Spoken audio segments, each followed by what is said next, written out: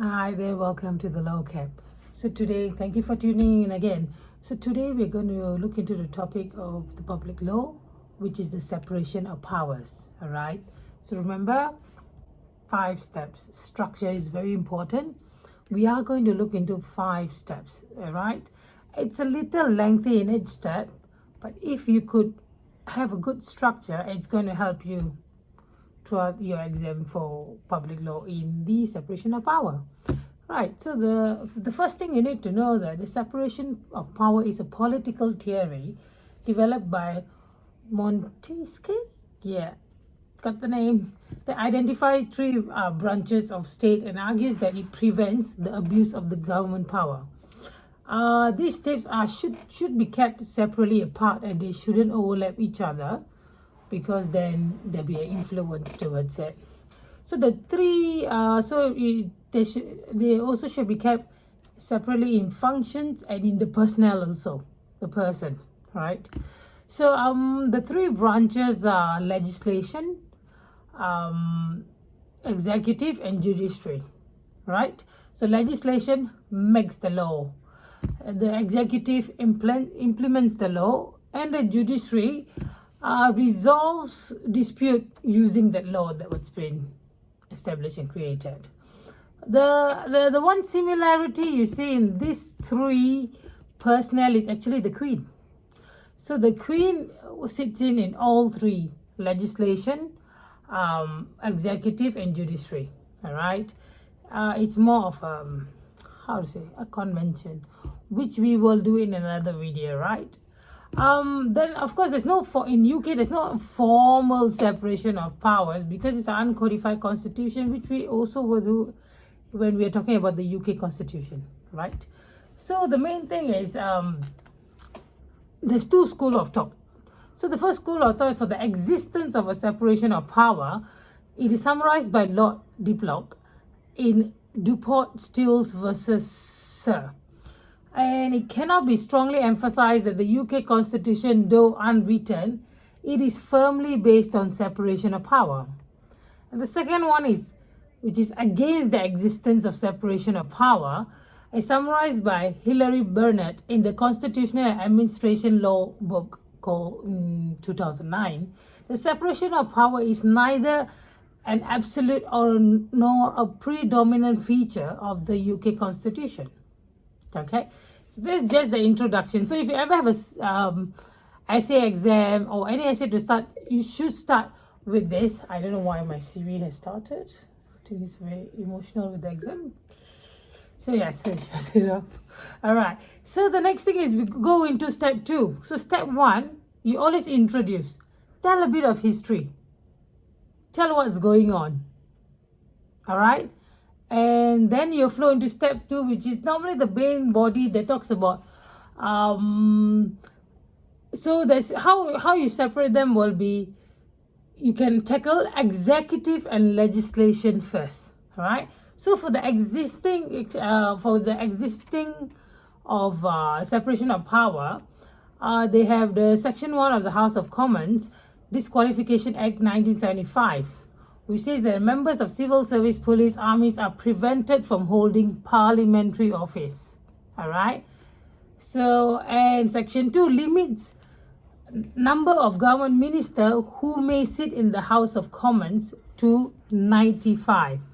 They cannot today is a good year, let's have 96. Nah, 95. Okay. And the parliamentary scrutiny of the executive keeps the executive unchecked. All right. For example, questions and debates on bills, general and select committees analyzing the government action, and the parliamentary commissioner I think it's called PCA, parliamentary commissioner of administration, which is normally known as the ombudsman. All right. So they also do that by to show the existence of the separation of power. Private members bill, which has priority on certain days and are introduced by a non-ministerial MP, so that the bills are not government sponsored. And That's like the third one. The fourth one is constitutional conventions, where they have individual ministerial responsibility, where the ministers are accountable for the parliament for the departmental and personal conduct. So conventions are basically, they're not legally enforceable, but it's something, it's like a gentleman agreement that I'm going to take this role, this is how I'm going to go by it, right? Collective cabinet responsibility, that the cabinet is responsible for the parliament, for the actions of the government, right? It does not retain the parliament's if they don't retain the parliament confidence in them, and if they face a no vote confidence, that they can actually be so okay, wait, let me get that right. Yeah. So following the Fixed Term Parliament Act 2011, right? Fixed Term Parliament Act 2011, if the government loses a vote of confidence, the House of Commons will be dissolved unless within 14 days of the vote, an alternative government can be formed within the Commons, or the incumbent government regains the confidence of the Commons again. So they have this 14-day, after they lose no vote of confidence, they have this 14 days to win back the vote again, or they can re-elect someone within the House of Commons. The defeated Prime Minister would be also require of them to resign from the PM position due to a no vote confidence, right? So so we have the conventions for military operation. The emerging convention, the parliament would should have opportunity to debate issue before the government commit their troops, redeploy them. It's a convention, so it's not legally enforceable. So the limits on royal prerogative. The Constitutional Reform and Governance Act 2010 gives legal effect to any resolution by Parliament that a treaty should not be ratified. Okay, so from that we have talked. So the last major 5 main points which we have spoken about was for the existence of a separation of powers. If you want to talk against the separation, the existence of separation of power, the first thing is how they feel is, in the words of Lord Hailsham, the UK system of government is an elective dictatorship. That's the term he used, because the government effectively controls the parliament, right? The first past the post electoral system is what they use in the UK. Usually results in an inbuilt majority of the parliament of the government. Therefore, government bills are rarely rejected, right? And the existence of a government whip means that there is pressure on the governing party MPs to vote according to the government wishes. And the cultural of the political patronage means career-minded MPs face pressure to vote for the government bills. And government defines the parliamentary agenda. And by constitutional conventions, government ministers sit in the House of Commons or the House of Lords, while the PM will always be a member of the House of Commons. This is where where the focus is on the separation of powers, but yet the PM sits in the House of Commons. You understand what I mean? Good. Yeah. A few opportunities exist for the Parliament to scrutinize delegated or subordinate legislation made by government ministers. And so this is generally one part of it. The second one is the lack of effective upper chamber. This results in the weak check of the executive actually. A constitutional convention exists whereby the House of Lords will not reject the bill, giving effect to significant manifesto commitments of the government. This is the Salisbury Convention, All right. And the Parliament will only legislate on a matter which devolved to the Scottish Parliament if the latter has consented to this. This is the Civil, SEWEL, Civil Convention, and it's actually stated in the Section 28 Scotland Act 1998. Right. So these are the main thing, and then so we also have to look at Parliament Acts 1911 and 1949. They also had the white paper for the House of Lords reformed, which could have made the upper chamber strong, which was officially withdrawn in September 2011. September 2012. All right. Parliament struggles to exercise scrutiny over royal prerogative powers in, for example, issues of national security, defense, the deployment of armed forces, like, for example, the Iraq War. The Parliament struggles to exercise scrutiny over the royal prerogative powers despite the newly enacted Constitutional Reform and Governance Act 2010, which requires them to scrutiny of the international treaties prior to ratification. However, there are indications that the Parliament is beginning to play a more active role in the respect of exercise of the royal prerogative. Okay. So the overall picture is like the areas with the greatest overlap between the branches is that the legislative powers of scrutiny do exist over the executive but are weak. So when you write your essay, it's always good to do a mini summary in between. And this you could like conclude with the one-liner. Yes, there is separation power, but they may not be the strongest of power in it. All right. Yeah. And then so that's step 2. So you did legislation with executive, right? Now we'll do executive with judiciary, which will be step 3. So you go through the main body. So there'll be a for and an against. So for the existence of a separation of power, you will look into Constitutional Reform Act 2005, and then you will look into scrutiny of tenure exists for senior judges, which you will look into Senior Act 1981. You talk about judicial salaries are determined by independent bodies. So these are the pointers that tells you that yes, there's a good separation of powers.